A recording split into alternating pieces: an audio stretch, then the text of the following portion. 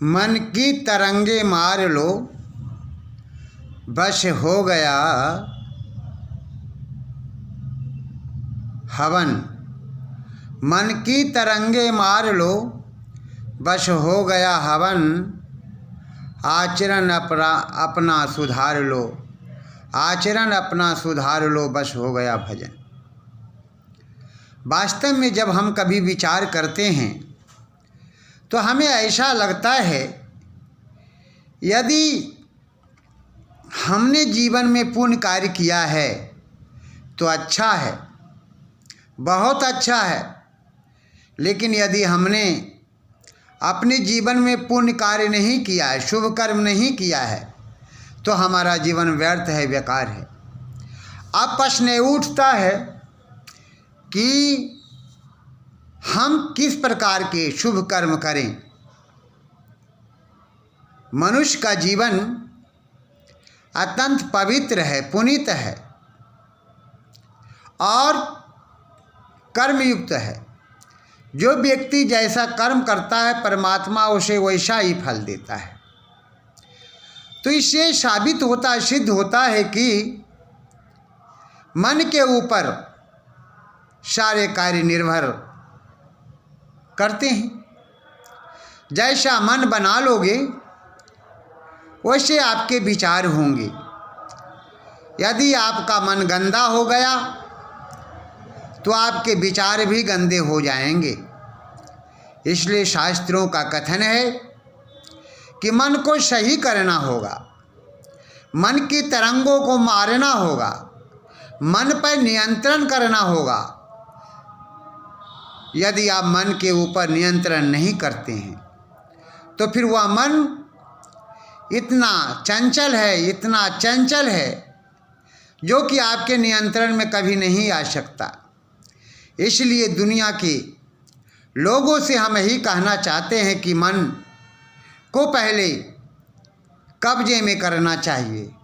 अब प्रश्न ये उठता है कि मन पे नियंत्रण करने के लिए, मन को नियंत्रण करने के लिए हमें क्या करना है।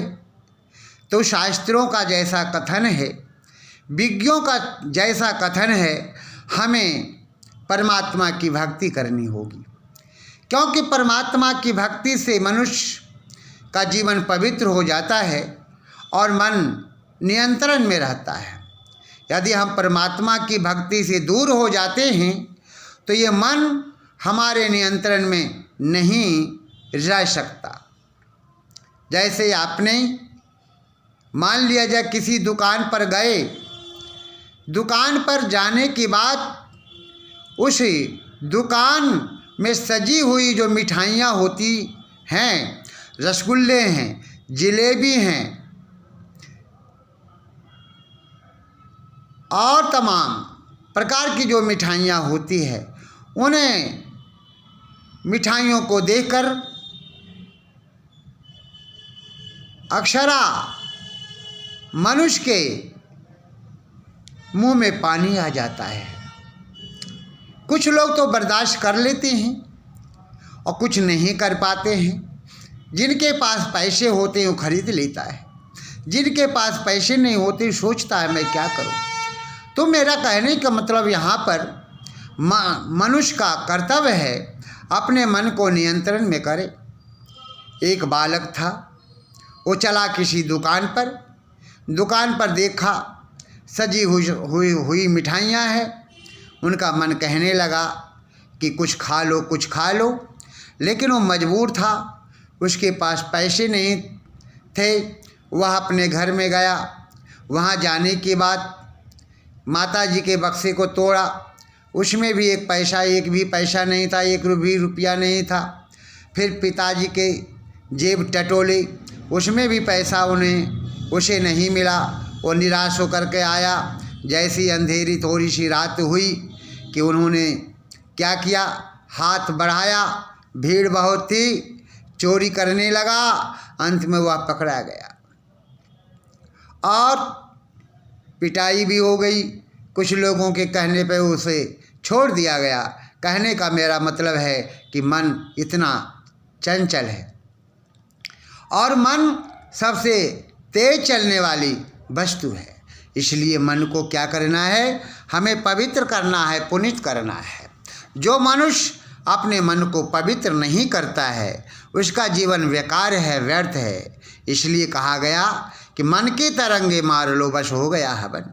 मन की तरंगों को आपने मार लिया, मन पे नियंत्रण कर लिया तो समझिए कि हवन हो गया। और फिर आगे कहा, मन की तरंगे मार लो, बस हो गया हवन। आचरण अपना सुधार लो, बस हो गया भजन। और भजन भी यही कहता है, ईश्वर की भक्ति यही कहती है। और साधु संत भी यही कहते हैं कि वो मनुष्यों अपने आचरण पर विशेष ध्यान दो। यदि तुम्हारा आचरण गलत है तो तुम परमात्मा तक नहीं पहुंच सकते हो।